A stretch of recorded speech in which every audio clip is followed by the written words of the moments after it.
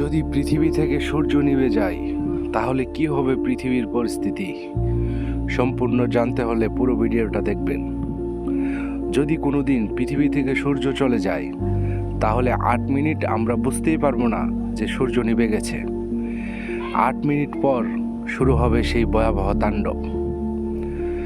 7 দিনের মধ্যে পৃথিবীতে -18 ডিগ্রি সেলসিয়াস তাপমাত্রা চলে আসবে।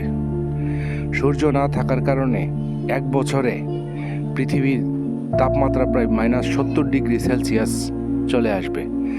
গাছপালা, জীবজন্তু সব কিছু আস্তে আস্তে মরতে শুরু করবে।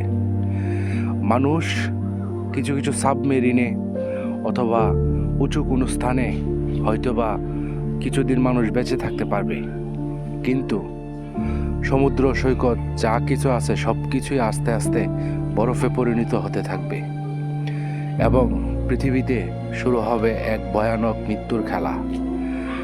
তাই